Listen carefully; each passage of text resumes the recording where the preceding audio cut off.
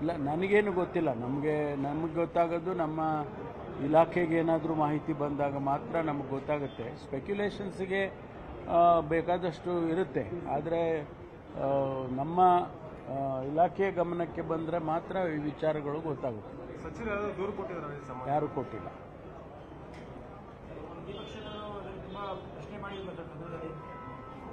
ಎಲ್ಲ ಮಾಡಿದ್ದಾರೆ ಅವರು,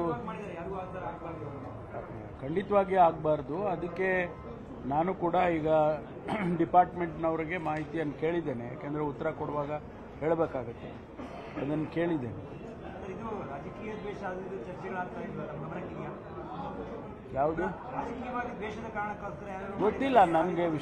ವಿಷಯ ಈಗ ಅವರು ಪ್ರಸ್ತಾಪ ಮಾಡಿದರು, ಸದನದಲ್ಲಿ ಪ್ರಸ್ತಾಪ ಮಾಡಿದ್ದಷ್ಟೇ ಗೊತ್ತು. ಅದಕ್ಕೆ ಉತ್ತರ ಕೊಡಬೇಕಲ್ಲ ನಾನು, ಅದಕ್ಕೆ ಮಾಹಿತಿಯನ್ನು ಕೇಳಿದ್ದೇನೆ ಇಲಾಖೆಯಲ್ಲಿ. ಅದು ಬಿಟ್ಟರೆ ಯಾರೂ ನಮಗೆ ಕಂಪ್ಲೇಂಟ್ ಮಾದರಿ ಆಗಲಿ ರೆಪ್ರೆಸೆಂಟೇಷನ್ ಮಾದರಿ ಆಗಲಿ ಯಾರೂ ಕೊಟ್ಟಿಲ್ಲ. ಗೊತ್ತಿಲ್ಲ ನನಗೆ. ಹೈಕಮಾಂಡ್ ಗಮನಕ್ಕೆ ನಾವ್ಯಾರೂ ರೆಗ್ಯುಲರ್ ಟಚಲ್ಲಿ ಇರಲ್ಲ. ಅಧ್ಯಕ್ಷರು ಮಾತ್ರ ಇರ್ತಾರೆ, ಇಲ್ಲ ಮುಖ್ಯಮಂತ್ರಿಗಳು ಇರ್ತಾರೆ. ರೆಗ್ಯುಲರ್ ಟಚಲ್ಲಿರೋರು ಅವರೇ. ನಾವು ಯಾವಾಗಲಾದರೂ ಹೋದಾಗ ಅಷ್ಟೇ. ಇಲ್ಲ, ನನಗೇನು ಗೊತ್ತಿಲ್ಲ. ನಮಗೆ ಗೊತ್ತಾಗೋದು ನಮ್ಮ ಇಲಾಖೆಗೆ ಏನಾದರೂ ಮಾಹಿತಿ ಬಂದಾಗ ಮಾತ್ರ ನಮಗೆ ಗೊತ್ತಾಗುತ್ತೆ. ಸ್ಪೆಕ್ಯುಲೇಷನ್ಸ್ಗೆ ಬೇಕಾದಷ್ಟು ಇರುತ್ತೆ, ಆದರೆ ನಮ್ಮ ಇಲಾಖೆಯ ಗಮನಕ್ಕೆ ಬಂದರೆ ಮಾತ್ರ ಈ ವಿಚಾರಗಳು ಗೊತ್ತಾಗುತ್ತೆ. ಸಚಿವರು ದೂರು ಕೊಟ್ಟಿದ್ದಾರೆ, ಯಾರೂ ಕೊಟ್ಟಿಲ್ಲ.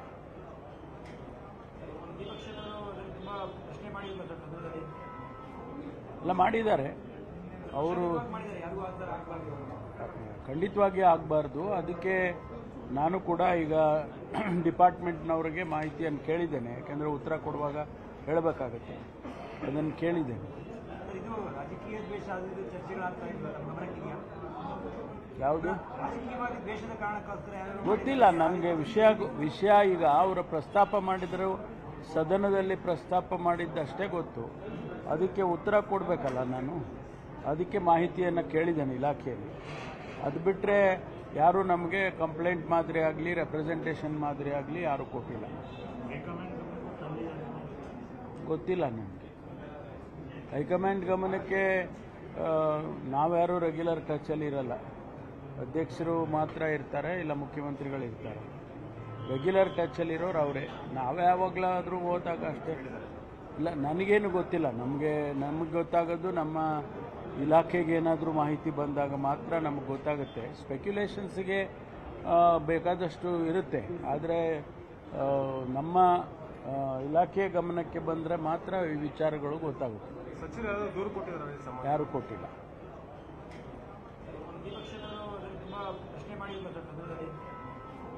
ಎಲ್ಲ ಮಾಡಿದ್ದಾರೆ ಅವರು,